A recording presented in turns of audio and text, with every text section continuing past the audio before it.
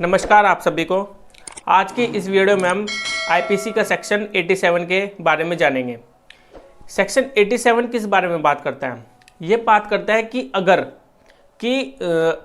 Bye consent मतलब कि mutual consent पर अगर कोई काम किया जा रहा है, ठीक है, और उसमें रिस्क है काफ़ी, मतलब कि उसमें डेथ होने की आशंका है या फिर ग्रेवियस हर्ट होने की आशंका है, तो वहाँ पर क्या दूसरे पर्सन को लायबल माना जाएगा जो उसके साथ उस एक्ट को कर रहा था? ठीक है, तो इस वीडियो में आज हम यही जानेंगे। तो चलिए वीडियो को स्टार्ट करते हैं। सेक्शन 87 पहले हम पढ़ लेते हैं, जो डायरेक्ट लैंग्वेज इसकी बताती है। Act not intended and not known to be likely to cause death और grievous hurt done by consent. देखिए, जैसे कि मैंने आपको बताया था कि बाय कंसेंट वहां पर कोई एक्ट किया जा रहा है, ठीक है, जिसमें ग्रीवियस हर्ट हो जाता है या फिर किसी की डेथ भी हो सकती है। इसके अंदर जाकर पढ़ते हैं क्या बोलता है। Nothing which is not intended to cause death और grievous hurt and which is not known by the doer to be likely to cause death और grievous hurt is an offense by reason of any harm which it may cause or be intended by the order to cause to any person above 18 years of age who has given consent whether express or impliedly to suffer that harm or by reason of any harm which it may known by the dole to be likely to cause to any such person who has consented to take the risk of that harm। देखिए, जो direct language बता रही है इसमें आपको पढ़कर थोड़ा बहुत समझ में आ गया होगा कि ये सेक्शन क्या बताना चाह रहा है। इसमें मैं आपको 4 पॉइंट बताऊंगा इसी सेक्शन में, ठीक है, जो यहाँ पर आपको दिया गया है इसमें से मैं आपके 4 पॉइंट बनाऊंगा। उसी 4 पॉइंट पे ये सेक्शन टिका हुआ है, ठीक है।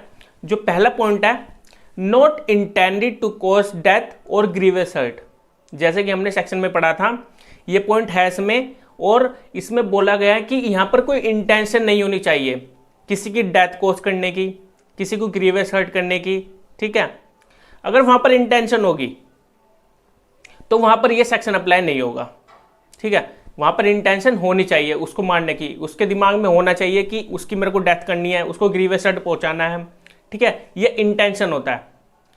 और जो दूसरा पॉइंट ये बता रहा है कि not known by the act to cause death और ग्रीवियस हर्ट, वहां पर उसका मतलब कि जो वो एक्ट कर रहा है उसको वहां पर नॉलेज नहीं थी कि ऐसा भी हो जाएगा, ठीक है, कि उसको ग्रीवियस हर्ट हो सकता है उसके एक्ट करने से, ठीक है, उसके एक्ट करने से उस पर्सन की डेथ भी हो सकती है, ठीक है। जो हमने चौथे पॉइंट में पढ़ा था बाय कंसेंट, जो कि कंसेंट तौर पर किया जा रहा है जो एक्ट, ठीक है।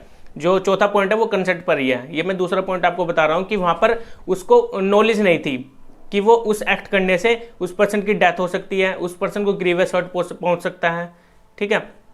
और जो तीसरा पॉइंट इसमें ये बता रहा है, by the act harm to any other person will be above 18 years of age. तो यहां पर जो एक्ट किया जा रहा है, ठीक है, तो वहां पर ये जो सेक्शन है 87, ये 87 वहीं पर अप्लाई होगा जहां पर जो पर्सन है, जो व्यक्ति इसमें बताए गए हैं, जो कंसेंट पर काम कर रहे हैं, एक्ट को कर रहे हैं, जो पर्सन एक्ट कर रहा है उसकी अबव 18 ईयर्स ऑफ एज होनी चाहिए वहां पर, ठीक है।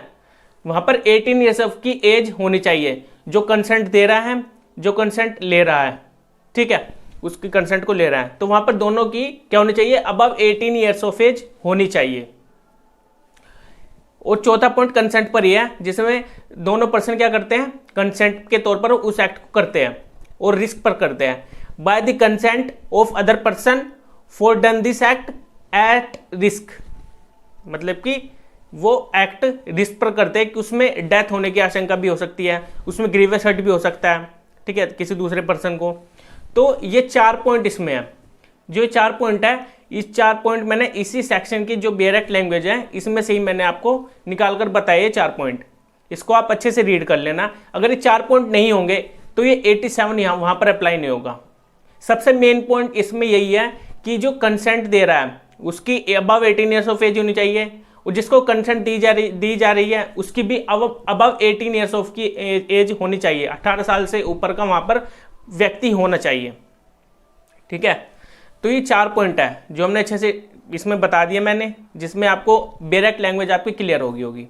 और इसमें एक इलस्ट्रेशन है।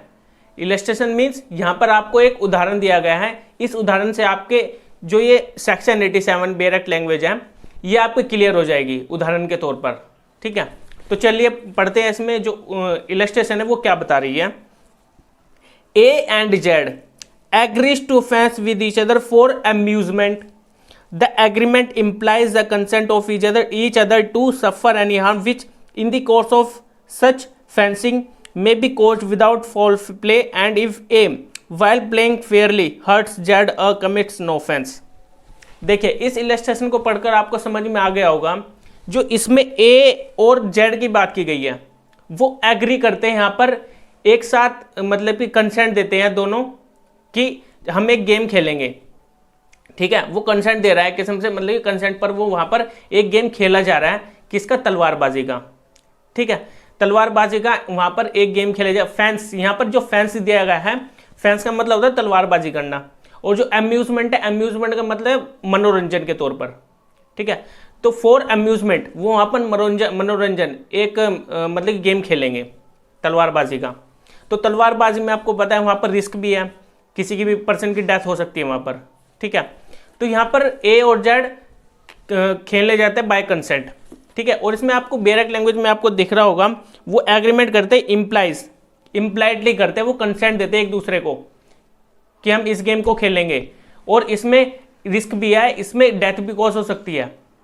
ठीक है, या ग्रीवियस हर्ट भी हो सकता है, हार्म मतलब हो सकता है in the course of such fencing, जो वो तलवारबाजी कर रहे हैं उसमें। May be caused without foul play and if A while playing fairly hurts Z.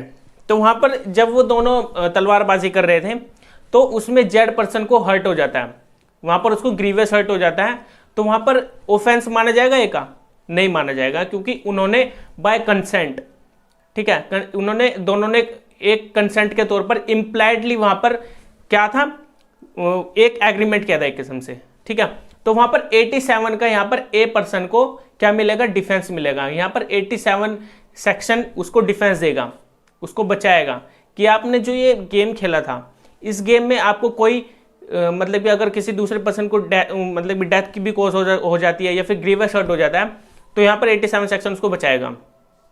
ठीक है, लेकिन जो ए पर्सन था उस और जो जेड पर्सन था, इसमें जो मैंने अभी आपको एग्जांपल बताया, इसमें दोनों पर्सन की 18 प्लस की एज होनी चाहिए, 18 से ऊपर की उनकी एज होनी चाहिए, जो मतलब कि जो कि मेजोरिटी पर्सन होता है। ठीक है, जो मेजोरिटी पर्सन होता है उसके पर ये सेक्शन अप्लाई होगा। अगर वो 18 प्लस की कम उम्र का होता तो वहां पर ये सेक्शन नहीं अप्लाई होता। ठीक है, और वहां पे इस पर्सन का, ए पर्सन का यहाँ पर कोई इरादा भी नहीं था कि उसकी डेथ कॉज करनी है, कोई ग्रीवियस हर्ट करना है, और न उसको नॉलेज थी। जैसे हमने पहले पॉइंट में क्या पढ़ा था, इंटेंशन नहीं थी। दूसरे पॉइंट में हमने पढ़ा था कोई नॉलेज भी नहीं होनी चाहिए थी कि उसके एक्ट करने से ये उसकी डेथ कॉज हो सकती है। ठीक है, ग्रीवियस हर्ट हो सकता है। ठीक है, और 18 प्लस की एज दोनों की है, ए और जेड पर्सन की, और जो कंसेंट है वो एट रिस्क, दोनों ने रिस्क पर लिया था, दोनों ने म्यूचुअल कंसेंट किया था। यहाँ पर जो गेम खेलेंगे उसमें मतलब कि अगर किसी पर्सन की डेथ भी हो जाती है या ग्रीवियस हर्ट हो जाता है तो वहां पर लायबिलिटी नहीं बनेगी। तो ये सेक्शन 87 आपको अच्छे से क्लियर हो गया होगा। एक एग्जांपल आपको अपनी तरफ से इसमें बता देता हूं। मान लीजिए अगर कोई डॉक्टर है, ठीक है, डॉक्टर अगर किसी पर्सन का इलाज करता है और उस डॉक्टर को ये पता है कि इसका इलाज करने से इस पर्सन की डेथ कॉज हो सकती है। ठीक है, आपने देखा होगा ज़्यादातर हॉस्पिटल्स में अगर किसी पर्सन का ऑपरेशन किया जाता है उसमें डॉक्टर को लगता है कि इस पर्सन की डेथ भी कॉज हो सकती है। ठीक है, तो उसमें वहाँ पर उस पर्सन की लायबिलिटी नहीं बनेगी। जो डॉक्टर है, डॉक्टर की वहाँ पर लायबिलिटी नहीं बनेगी, क्योंकि उसने क्या करा है, उसको बचाने की कोशिश करी है एक किस्म से। ठीक है, लेकिन हाँ, वहाँ पर जो पर्सन है, जो जिस पर्सन का इलाज किया जा रहा है, वो अगर 18 प्लस की एज का होगा, ठीक है, तो उसके जो पेरेंट्स होंगे या फिर उसके जो चिल्ड्रंस होंगे, ठीक है, उसकी वाइफ होगी, कोई भी होगा उसकी तरफ से, तो उनको पहले उनको बताने की भी जरूरत नहीं है। ठीक है, अगर वो 18 प्लस का है, लेकिन अगर 18 से कम उम्र के एज का है तो वहां पर उसके पेरेंट्स को, ठीक है, बताने की जरूरत है, या उसके किसी रिश्तेदार को, किसी फ्रेंड को उसको बताने की जरूरत है कि इसका इलाज किया जाएगा, तो इसके इलाज में ये रिस्क भी हो सकता है। ठीक है, किसी न किसी को बताया जाएगा।